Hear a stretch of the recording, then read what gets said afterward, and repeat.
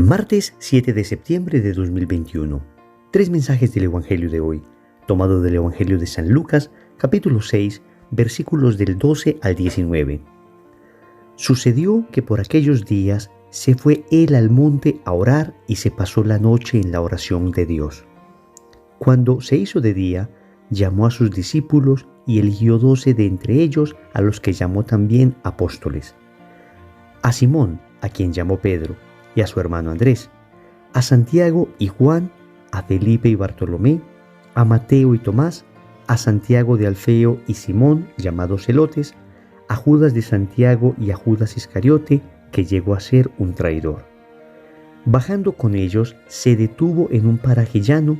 Había una gran multitud de discípulos suyos y gran muchedumbre del pueblo de toda Judea, de Jerusalén y de la región costera de Tiro y Sidón, que habían venido para oírle y ser curados de sus enfermedades. Y los que eran molestados por espíritus inmundos quedaban curados. Toda la gente procuraba tocarle, porque salía de él una fuerza que sanaba a todos. Palabra del Señor. Gloria a ti, Señor Jesús. Querida familia, nos encontramos hoy con la vocación de los apóstoles. Hoy tenemos en el Evangelio el llamado que nuestro Señor hizo a 12 apóstoles que fueron pilares de la iglesia hasta hoy, aunque sabemos que uno de ellos terminó traicionando. Vamos a reflexionar tres mensajes de este Evangelio. Primero, eres un elegido de Dios. Segundo, eres Pedro o Judas. Tercero, el Señor es tu fuerza. Vamos con el primer punto. Eres un elegido de Dios. Notemos cómo empieza el Evangelio. Sucedió que por aquellos días se fue él, es decir, Jesús, al monte a orar y se pasó la noche en la oración de Dios. Cuando se hizo de día, llamó a sus discípulos y eligió 12 de ellos, a los que llamó también apóstoles. Miren qué cantidad de elementos que nos sirve para entender el llamado que Dios nos hace. Lo primero es que el llamado se da en un contexto de oración. Dios llama cuando hay oración en el monte. Recuerde que la palabra de Dios nos habla con claridad de todas las veces en que profetas, apóstoles, el mismo Señor está en el monte orando. El monte siempre representa la conexión con Dios, el elevarse del mundo para encontrarse con Dios. Entonces, los llamados que Dios nos hace se dan en el contexto de la oración. Ojalá de nuestra propia oración. En muchas ocasiones, cuando uno tiene una vida íntima de oración, escucha con mucha claridad el llamado de Dios. Pero también sucede que Dios, por la oración que personas que nos aman hacen por nosotros, también nos llama a nosotros. ¿Cuántas conversiones de nosotros son producto de oración de nuestra abuela, de nuestro abuelo, de nuestros familiares, de nuestros papás, de nuestros hermanos, de nuestros cónyuges? Ellos suben al monte y oran por nosotros y Dios nos llama. También el llamado sucede en el contexto de un paso de la noche al día. El Señor estuvo orando en la noche y fue de día en que lo llamó. Y es que para muchos de nosotros el llamado significó un pasar de la noche al día, de la oscuridad a la luz, de la mentira a la verdad, de la maldad al bien. Hay niveles de llamado, por supuesto. Cuando hablamos de un primer llamado, el llamado de una gran conversión, normalmente es un llamado que implica un enorme cambio moral, un enorme cambio de vida.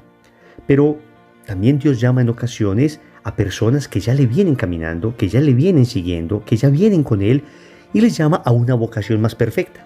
Pienso, por ejemplo, en cuántos misioneros del movimiento al que pertenezco, Lazos de Amor Mariano, cuántos de ellos, en medio del llamado que ya habían recibido a ser misioneros, encontraron un llamado más particular de Dios para la vida consagrada, para la vida religiosa o para la vida matrimonial.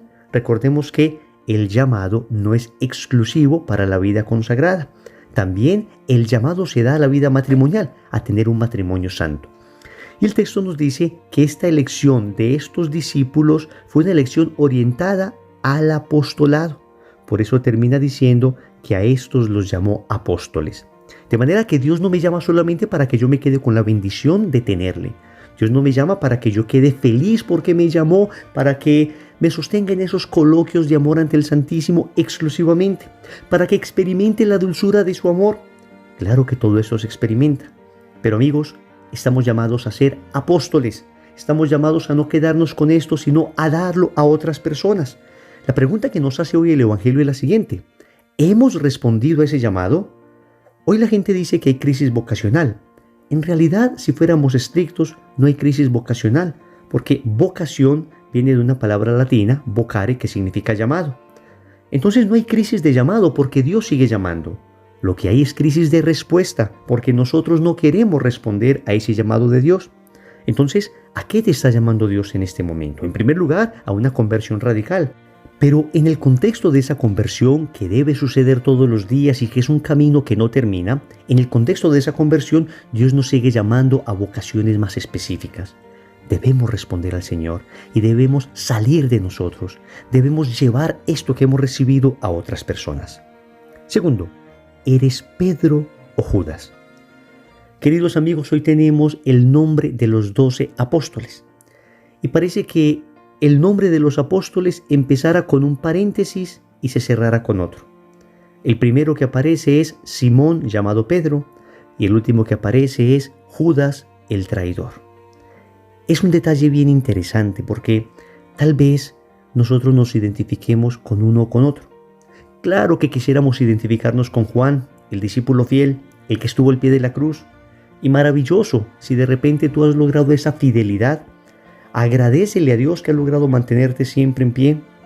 Pero a decir verdad, nosotros debemos reconocer que en muchas ocasiones hemos sido Pedro y peor aún, en algunas hemos sido Judas. Pedro representa al apóstol débil, pero no malo. Al apóstol que ama, pero imperfectamente. Al apóstol impulsivo, al que le falta meditar. Recuerden a Pedro prometiéndole a Jesús que moriría por él en la última cena. Y pocas horas después, negándole vergonzosamente. Esos hemos sido nosotros también, personas débiles. En misa decimos, propongo firmemente no volver a pecar. Y estamos saliendo de la Eucaristía y somos asaltados por un mal pensamiento que terminamos consintiendo. Somos asaltados por un ataque de ira que no logramos controlar, una mentirilla aquí, una falta de caridad allá. Hemos sido como Pedro en muchas ocasiones. Pero lo más triste es que también hemos sido como Judas. Y es que en Judas ya no se encuentra solamente el apóstol débil, sino que se encuentra aquella persona que deliberadamente ha hecho el mal. Aquella persona que calculó el daño. Pedro negó espontáneamente. Pedro negó en medio del susto, de la cobardía.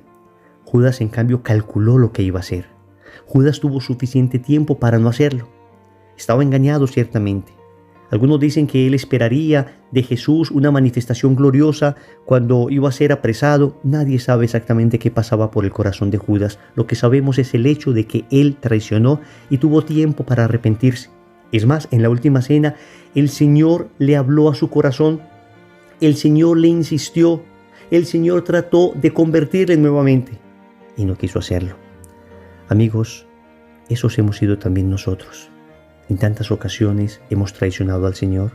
En tantas ocasiones, después de tantas bendiciones recibidas, después de tantas gracias, después de tantos milagros, después de haber experimentado su amor, hemos terminado fallando. La buena noticia es que si eres Pedro o si eres Judas, si soy Pedro o si soy Judas, tenemos redención. Podemos todavía convertirnos, podemos pedir perdón. Hagamos como Pedro, lloremos nuestro pecado. No hagamos como Judas, que desesperado terminó suicidándose. Tal vez el peor pecado de Judas no fue ni siquiera entregar al Señor. Su peor pecado fue no confiar en la misericordia de ese Dios que estaba dispuesto a perdonarle. Si Judas hubiese llegado al Calvario de rodillas pidiendo perdón por lo que había hecho, tal vez hasta Jesús se hubiese desclavado de la cruz un instante solo para abrazarle y con su sangre limpiarle de ese pecado. Pero Judas llegó a creer que su pecado era más grande que la misericordia de Dios. ¿Eres Pedro o Judas? Sea lo que sea que hayamos sido, pidamos perdón. Supliquemos al Señor misericordia y empecemos un proceso de conversión. Tercero, el Señor es tu fuerza. El Evangelio termina diciendo que del Señor salía una fuerza que sanaba a todos. Amigos, necesitamos la fuerza de Dios. Óyeme bien, la fuerza viene de Él, no de ti ni de mí. Toda vez que nos hemos creído fuertes nosotros, hemos sido vergonzosamente humillados en nuestra debilidad. Pensemos en aquellos que se creyeron fuertes. Pensemos tal vez en Adán y Eva. Terminaron cayendo estrepitosamente. Pensemos en el rey David, que terminó cayendo en un pecado terrible de adulterio, de asesinato, de desconfianza de Dios. Pensemos en Sansón, por ejemplo, que confiado terminó contando el secreto de su fuerza a Dalila. Pensemos en Pedro, pensemos en Salomón, pensemos en tantos que se creyeron fuertes y cayeron. Amigos, Él es nuestra fortaleza. La fuerza reside en ti si Dios está en ti. Nuestra fuerza no proviene de nosotros. Ciertamente hay que hacer un esfuerzo. Ciertamente se debe cultivar la virtud. Ciertamente la persona que está habituada a hacer el bien, le será más fácil hacerlo. Eso es lo que se llama virtud. Es como una segunda naturaleza que ayuda. Cuando uno empieza a hacer el bien, pues cada día es más fácil hacerlo. Y sin embargo, aún así, debemos tener claro que nuestra fuerza proviene de Dios, porque aún personas tremendamente virtuosas han caído estrepitosamente. Oremos con el Salmo 18. Yo te amo, Señor, mi fuerza. El Señor es mi roca y mi fortaleza. Es mi libertador y es mi Dios. Es la roca que me da seguridad. Es mi escudo y me da la victoria. Hasta aquí el Salmo. Querido Señor, necesitamos de ti. Sabemos que nos has llamado. Sabemos que hemos sido elegidos por ti. Pero en ocasiones nos ha faltado fortaleza para responder. En ocasiones nos ha faltado generosidad para darte una respuesta acorde al llamado. Hoy te suplico esa gracia, esa fuerza que procede de ti para poderte responder con la generosidad que me pides. Reconozco también, Señor, que he sido infiel, que he sido débil como Pedro y en ocasiones malvado como Judas. Pero hoy me postro ante ti y te pido perdón. Hoy te digo, Señor, aquí estoy en medio de mi debilidad para suplicarte compasión. Hoy te pido que transforme mi corazón. Quiero ser como Juan, el discípulo fiel, el discípulo que permaneció firme incluso cuando todos huían. Quiero estar al lado de María, a tu lado en la cruz.